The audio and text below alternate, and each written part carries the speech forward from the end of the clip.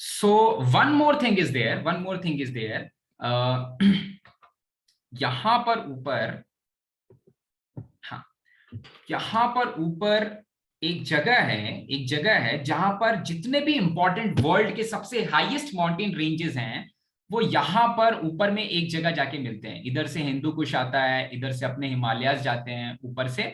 I do not remember what are they called in that country. ऊपर से एक और सेट ऑफ माउंटेन्स आते हैं, ठीक है, ये ऊपर नहीं जा रहा है, फाइन, ठीक है। यहाँ से एक और सेट ऑफ माउंटेन्स आते हैं, ठीक है। तो यहां पर एक जगह है जिसको हम जानते हैं पामीर नॉट के नाम से, पामीर नॉट के नाम से, ठीक है। That is also known as the roof of the world, roof of the world. अब क्यों रूफ ऑफ द वर्ल्ड? अच्छा, तियान शान मैंने लिख दिया है, ठीक है, सो फाइन, ठीक है, कोई प्रॉब्लम नहीं है फिर तो। सो यहाँ पर रूफ ऑफ द वर्ल्ड इसलिए क्योंकि जितने भी आप देखते हो ना घर के रूफ को, आप देखते हो तो कुछ ऐसा दिखता है, आपका रूफ ऐसा दिखता है भाई, हाईएस्ट पॉइंट्स जाकर के किसी एक पॉइंट पे मिल रहे हैं, ठीक है। तो वैसा ही कुछ पामीर नॉट पे होता है। जितने भी वर्ल्ड के हाईएस्ट माउंटेन रेंजेस हैं जैसे हिमालयास, ऑफ कोर्स आपको दिख रहा है कि काराकोरम ऊपर में ही है, Hindu Kush is coming from Afghanistan, तो वहां से आ रहा है टियाशान, ठीक है, टियाशान। इससे पता चलेगा कि पामीर नॉट कौन सी कंट्री में है। सो कैन यू गेस कौन सी कंट्री में होगा Pamir knot? Is it in Afghanistan और पाकिस्तान और China? China. Okay, so it's in Tajikistan, ठीक है। Tianshan is in Tajikistan, sorry, Pamir knot is in Tajikistan, ठीक है। सो ये कंट्री का नाम भी याद रखना, ताजिकिस्तान में है पामीर नॉट, और इसको रूफ ऑफ द वर्ल्ड बोलते हैं इसलिए क्योंकि सारे के सारे माउंटेन रेंजेस जो हैं वो इसी जगह पर जाके मिल रहे हैं। पर बहुत वेल नोन जगह, बहुत सारे लोग बोलते हैं कि Tibet is known as the roof of the world, उसमें सारे के सारे ढेर सारे माउंटेन रेंजेस वहां जाके मिल रहे हैं, काफी हाइट पर है। वैसे ही इंडिया के लिए रूफ ऑफ इंडिया लद्दाख को बोला जाता है, फाइन।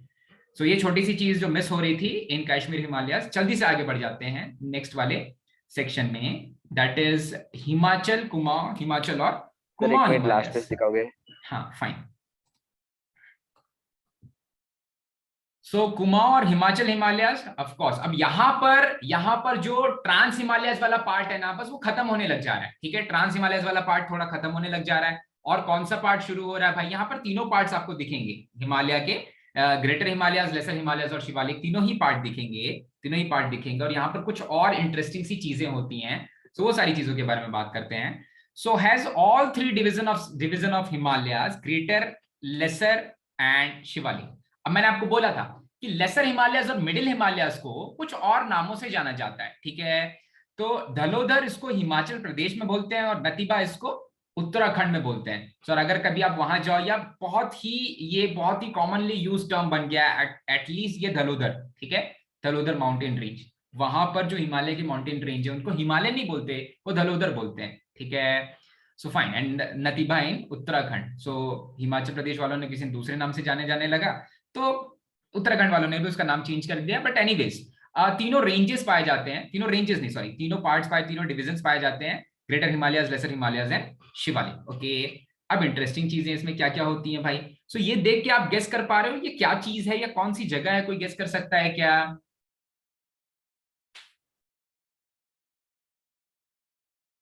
ओके, फाइन, ठीक है। सो जो नेक्स्ट चीज है that is somewhere related to this thing, ठीक है। लॉन्गिट्यूडनल वैली है, ये लॉन्गिट्यूडनल वैली है, ठीक है। अच्छा, सो इसको बोलते हैं दून, दून, देहरा भी एक दून है, ठीक है, लॉन्गिट्यूडनल वैली है। तब बनती है जब ये वैलीज ऐसा एक देहरादून नहीं है, ऐसे ढेर सारे दून्स हैं, ढेर सारे दून्स हैं। और ये सारे के सारे दून्स कहाँ मिलते हैं? मुझे मिलते हैं शिवालिक और लेसर हिमालयास के बीच में, ठीक है। तो ये लॉन्गिट्यूडनल वैली है, ऐसे वैली नहीं जा रही है, ये ऐसे ऐसे वैली गई है अलोंग द लॉन्गिट्यूड्स, ठीक है। सो लॉन्गिट्यूडनल वैली है और उनमें से एक है देहरादून, जिसका जो स्ट्रेच है that is somewhere around 30 to 40 kilometres, 31 to 44 kilometres, ठीक है। यहां पर होता क्या है? हाँ, सो जो भी हिमालयन रेंजेस हैं वहां पर अभी अगर रिवर नहीं है तो कभी ना कभी वहां पर रिवर फ्लो करती थी, ठीक है। तो यहाँ पर कोर्स एलुवियम होता है भाई, ठीक है। हिमालयन रिवर्स जब फ्लो करके निकल जा रही हैं या निकल चुकी हैं काफी सालों पहले, तो वहां पर जो डिपॉजिट्स हैं उनके, वो कोर्स एलुवियम है, कोर्स एलुवियम है, ओके। कोर्स एलुवियम में कौन कौन सी चीजें होती हैं, क्या क्या पार्ट होता है वहां पर, पार्टिकल साइज क्या होता है, क्या बोलते हैं सॉइल का, वो सारी चीजें अगर आगे इंजीनियरिंग में पढ़ोगे तो हो सकता है आपको सिविल इंजीनियरिंग में देखने को मिले, ठीक है। सो एक स्पेशलिटी है, किसकी स्पेशलिटी है भाई? Duns are the speciality for Himachal और कुमाऊं हिमालय, स्पेशलिटी है उनकी। ये चीजें केवल वहीं पर पाई जाती हैं, लॉन्गिट्यूडनल वैलीज केवल वहीं पर पाए जाते हैं, ठीक है। और उनमें से सबसे फेमस जो लॉन्गिट्यूडनल वैली है that is Dehradun. Fine, next thing, okay. Pilgrimage, काफी सारे लोगों ने सुशांत राजपूत की मूवी देखी होगी, लेट सुशांत राजपूत की movie, I guess the name of the movie was Badrinath और केदारनाथ, इनमें से कोई एक नाम था। Kedarnath. Kedarnath, okay fine. So हाँ, यहाँ पर बहुत सारे पिलग्रिमेजेस पाए जाते हैं, जिसमें से Kedarnath, Badrinath, Gangotri, the origin of Ganga and Yamuna, ये सारी जगह हैं, okay. Hill stations, of course, few of them are the capital of the states. So hill stations like Shimla, Mussoorie, Dharamshala, Ranikhet, ये सारे जगह पाए जाते हैं। ये क्वेश्चन पूछा जाता है कि ये कौन से डिवीजन ऑफ हिमालयाज में है। वैली ऑफ फ्लावर्स एक्चुअली एक नेशनल पार्क है, काफी खूबसूरत है, काफी खूबसूरत है। Valley of flowers national park पाया जाता है उत्तराखंड में। एंड 5 प्रयाग्स, देव प्रयाग, नंद प्रयाग, इनके बारे में आप सुनोगे, प्रयाग्स ये पाए जाते हैं।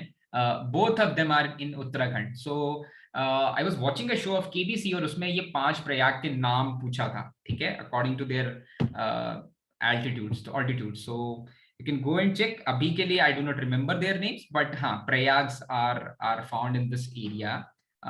Again, that is somewhere related to जो pilgrimage वाला पार्ट है, डिवोशन वाला पार्ट है, वो वाली जगह पर।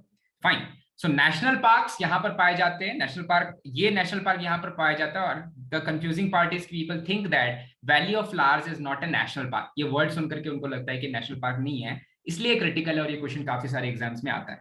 फाइन, सो पिलग्रिमेजेस, ये सारी चीजें शायद आपको पहले से पता थी पिलग्रिमेजेस के बारे में। तो फिर से आ जाते हैं वापस, पास, कौन कौन से पास हैं। तो मैंने आपको बोला था कि इंडिया चाइना के जो भी ट्रेड रिलेशंस होते हैं वो कभी भी काराकोरम वाले पास से नहीं होते हैं, ठीक है।